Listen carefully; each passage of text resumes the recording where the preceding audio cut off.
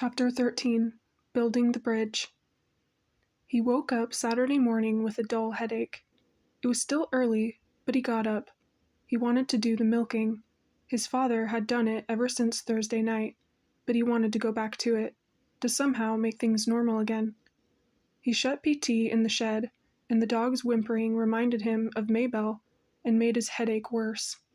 But he couldn't have PT yapping at Miss Bessie while he tried to milk. No one was awake when he brought the milk in to put it away, so he poured a warm glass for himself and got a couple of pieces of light bread.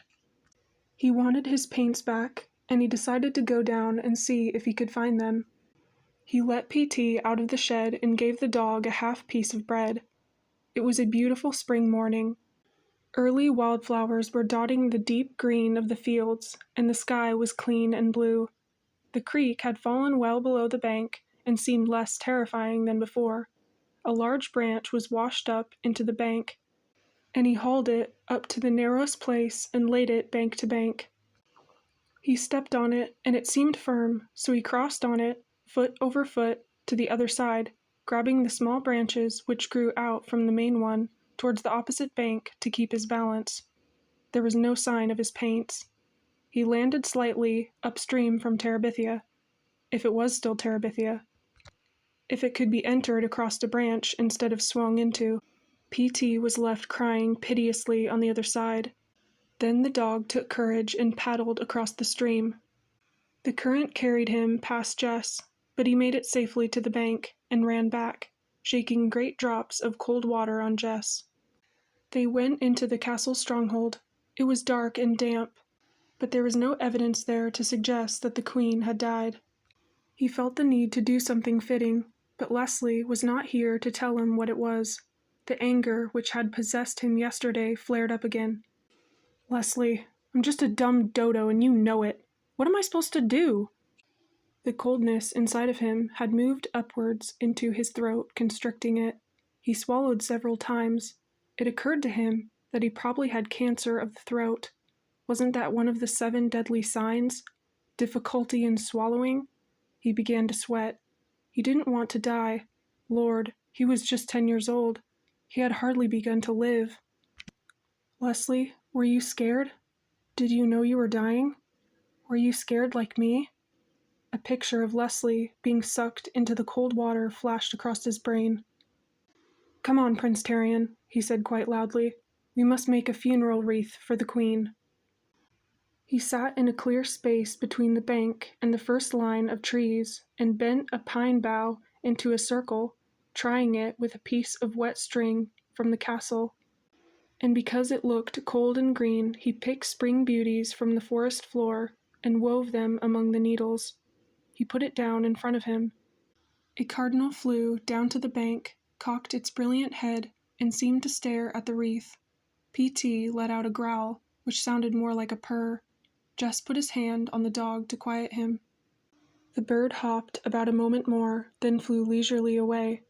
"It's a sign from the spirits," Jess said quietly. "We made a worthy offering."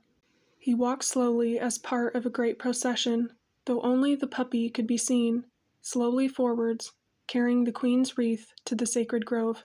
He forced himself deep into the dark center of the grove, and, kneeling, laid the wreath upon the thick carpet of golden needles.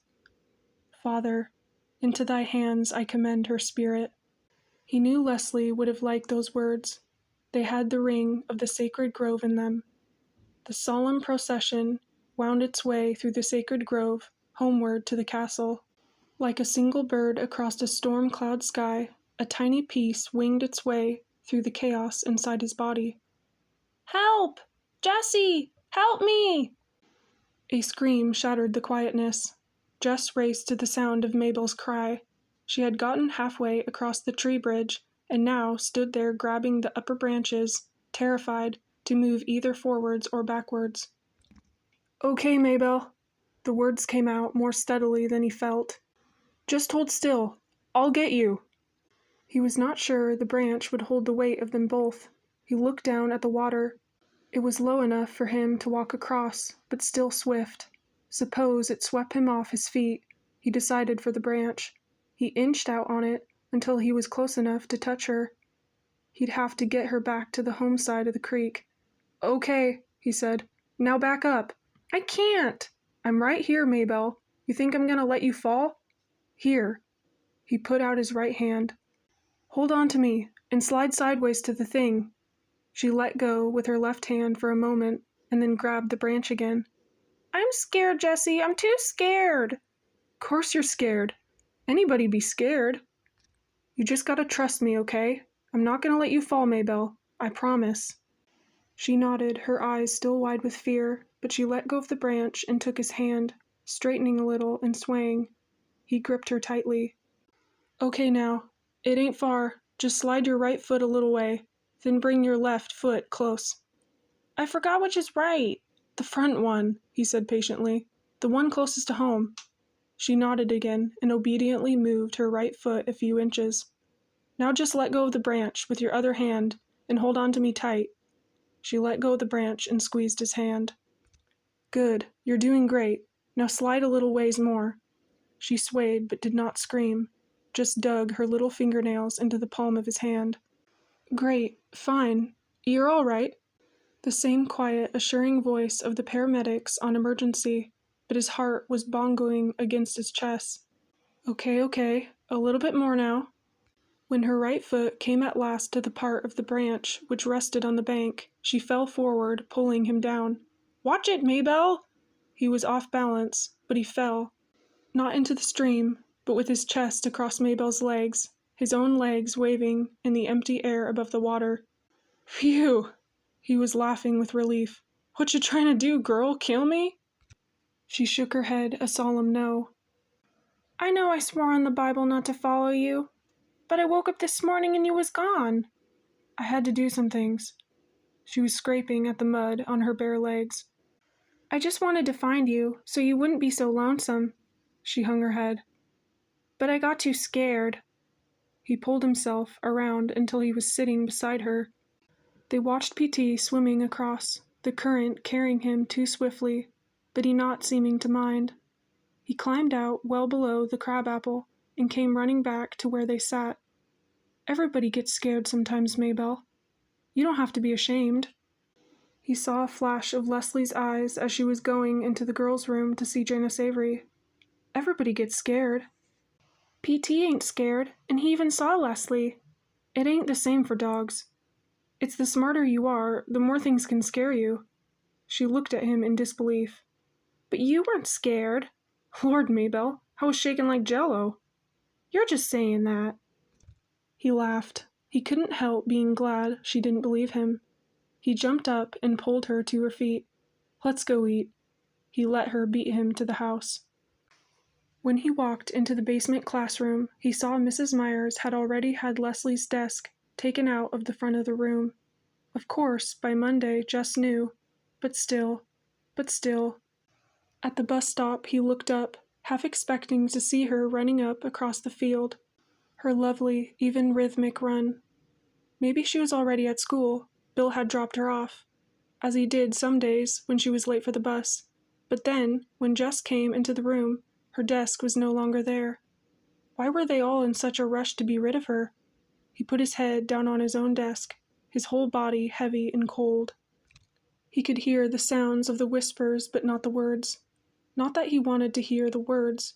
He was suddenly ashamed that he'd thought he might be regarded with respect by the other kids, trying to profit for himself from Leslie's death. "I wanted to be the best, the fastest runner in the school, and now I am." Lord, he made himself sick. He didn't care what the others said or what they thought, just as long as they left him alone, just so long as he didn't have to talk to them or meet their stares. They had all hated Leslie, except maybe Janice. Even after they'd given up trying to make Leslie miserable, they'd kept on despising her, as though they were one of them worth the nail of Leslie's little toe. And even he himself had entertained the treacherous thought that now he was the fastest. Mrs. Myers barked the command to stand for the allegiance. He didn't move. Whether he couldn't or wouldn't, he didn't really care. What could she do to him after all? "Jessie Aarons, will you step out in the hall, please?" He raised his leaden body and stumbled out of the room. He thought he heard 𝒟𝒊𝒾𝒃 giggle, but he couldn't be sure. He leaned against the wall and waited for Monster Mouth Myers to finish singing "Oh Say Can You See" and join him. He could hear her giving the class some sort of assignment in arithmetic before she came out and quietly closed the door behind her. "Okay, shoot, I don't care." She came over so close to him that he could smell her dime store powder. "Jessie?" Her voice was softer than he had ever heard it, but he didn't answer. Let her yell. He was used to that. "Jessie," she repeated, "I just want to give you my sincere sympathy." The words were like a Hallmark card, but the tone was new to him. He looked up into her face despite himself.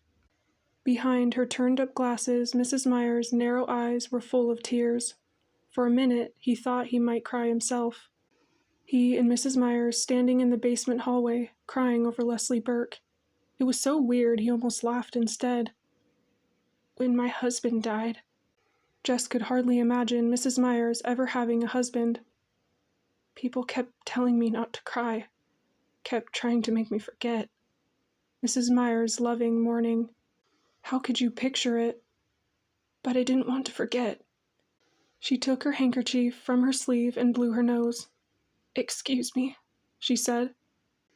"This morning when I came in, someone had already taken out her desk." She stopped and blew her nose again. We... I never had such a student in all my years of teaching. I shall always be grateful." He wanted to comfort her. He wanted to unsay all the things he had said about her, even unsay the things Leslie had said. Lord, don't let her ever find out.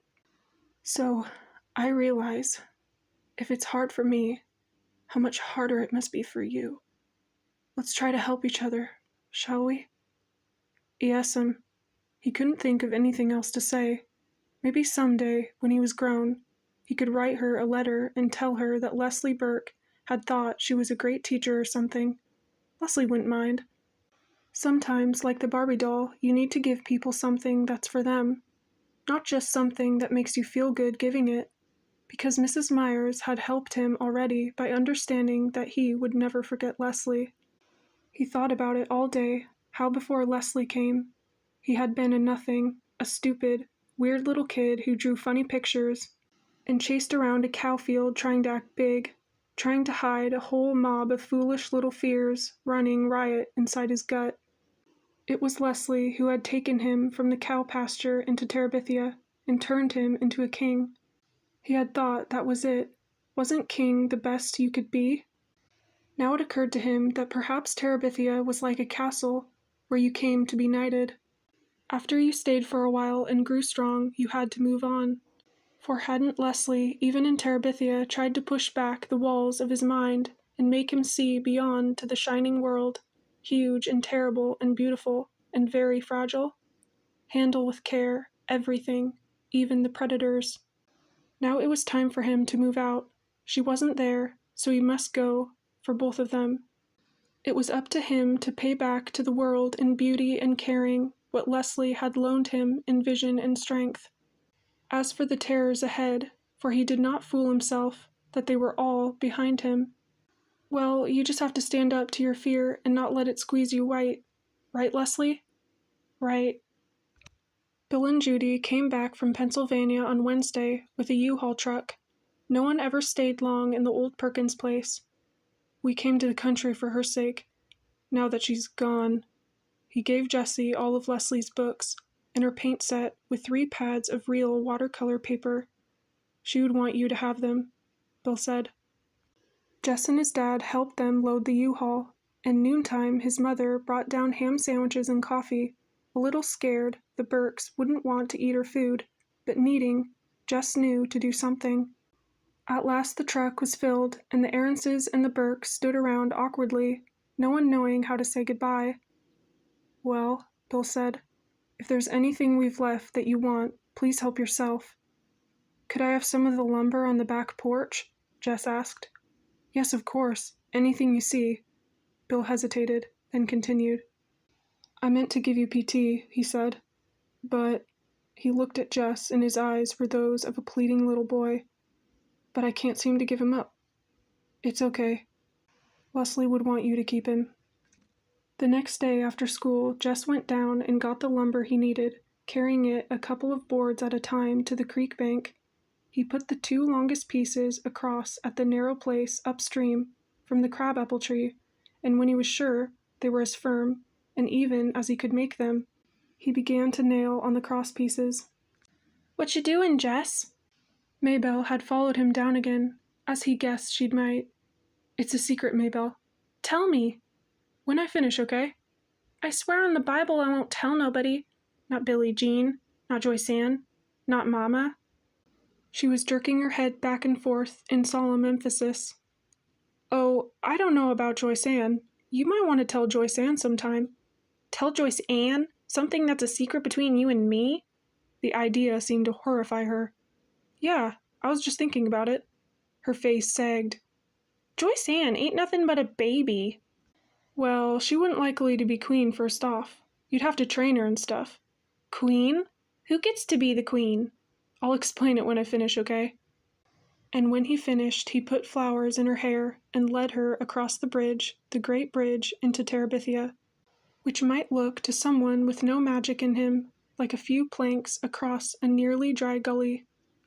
"Shh," he said. "Look." "Where?" "Can't you see 'em?" he whispered. "All the Terabithians standing on tiptoe to see you." "Me?" "Shh, yes. There's a rumor going around that the beautiful girl arriving today might be the queen they've been waiting for."